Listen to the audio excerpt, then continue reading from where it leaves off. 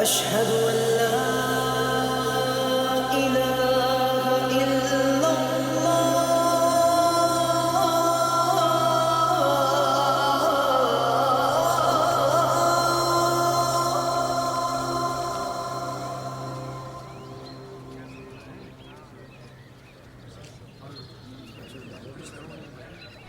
अरे जल्दी आ यार, मैं ऑफिस के लिए लेट हो रहा हूँ।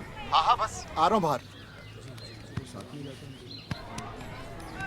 अब्बू, मैं ना कॉलेज निकल रहा हूँ, ठीक है? संभाल के जाना बेटा। हाँ अब्बू, बाहर मेरा दोस्त चंदन हेलीकॉप्टर लिए खड़ा है, हम दोनों उड़कर जाएंगे। खुदा हाफिज, खुदा हाफिज। खुदा हाफिज। पता नहीं क्या जादू कर दिया उस काफिर ने इस पर। इसीलिए मुस्ताक भाई, हमारे कौम की और हमारे आवाम की ये हालत हो गई है। और ये नए नए लड़के पांचों वक्त की नमाज पढ़ना तो दूर, एक वक्त की नमाज पढ़ने में इनको दिक्कत होती है मियाँ। हाँ, एक मिनट। हाँ, अरे अरे वो अब्दुल्ला के तकरीर का वक्त हो गया है। चलिए हाँ चलिए चलिए। चल यार चंदन, जल्दी कर, कॉलेज के लिए लेट हो रहा है। चल। एक सेकंड इधर आ। ये तेरा रोज का नाटक हो गया। हाँ, पहले तुझे कॉलेज छोड़ो, उसके बाद अपने ऑफिस जाऊं। बेटा ये पेट्रोल डलता है इस बाइक के अंदर। पैसे क्या तेरे अब्बू देंगे? अबे तू चिंता मत कर, तेरा सारा कर्ज एक ही दिन में चुका दूंगा। हाँ, और वो कयामत का दिन होगा। चल चल जल्दी चल। ओके भाई।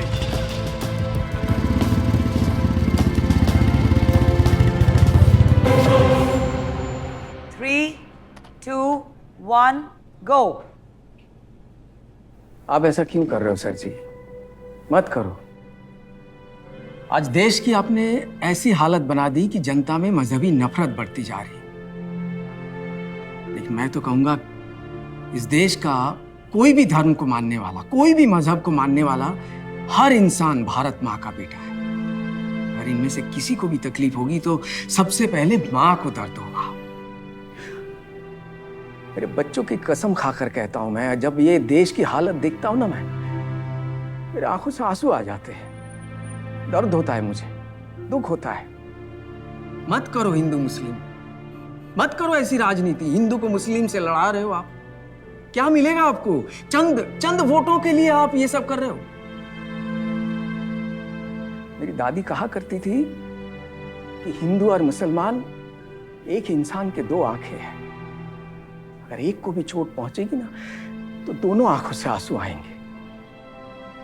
एक ही शरीर के दो हिस्से हैं आप लोग। आप लोग प्यार से रहें, एक दूसरे को समझ कर रहें। बस यही आपसे प्रार्थना है। जय हिंद। Cut. अरे ये लीजिए।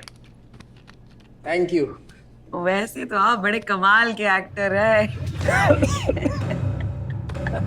वर्षा जी, क्या है, आपको शायद पता नहीं है, एक अभिनेता को अच्छी एक्टिंग आए ना आए, नेता को आना चाहिए। वैसे कैसा चल रहा है आपका चैनल? बस सर, आप जैसे नेताओं का आशीर्वाद है। अरे क्या बात कर रही हैं आप, आशीर्वाद तो हमें मीडिया का चाहिए। हाँ?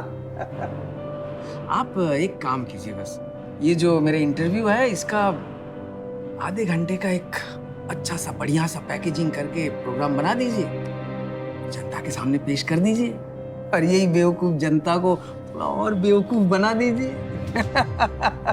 बिल्कुल सर, व्हाई नॉट। लेकिन जरा मेरा वो कनाडा का भी देख लीजिए ना। नहीं नहीं, उसकी चिंता आप मत कीजिए, वो ट्रिप का खर्चा हम उठाएंगे।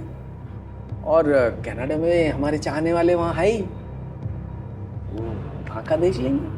Thank you sir, thank you so much. ये स्टूडियो भी आप ही का है, हमेशा आपका वेलकम है। आई नो, लेकिन वर्षा जी आपके साथ एक दिक्कत है। अगर आप बुरा ना माने तो मैं कह दूं। जी प्लीज।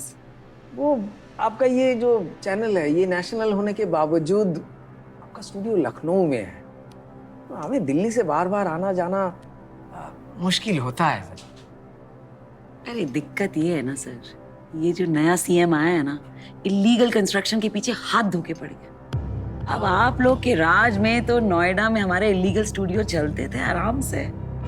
छोड़िए सर। नहीं नहीं, छोड़ना नहीं है, छोड़िए मत आप। अब क्या है, मेरे स्टेट के जो जितने सारे सरकारी विज्ञापन हैं वो आप ही को मिलेंगे। हाँ? अरे मेरा कौन सा पैसा जा रहा है? जनता का पैसा है और टीवी भी जनता ही देखती है। हो गया ना बराबर। और सर मेरा स्टूडियो, आपका स्टूडियो, बड़ा वाला स्टूडियो दिल्ली में बन जाए। हाँ? बिल्कुल सर। साथ में विज्ञापन भी। नमस्कार। अरे हाथ मिलाइए इस बात पे तो।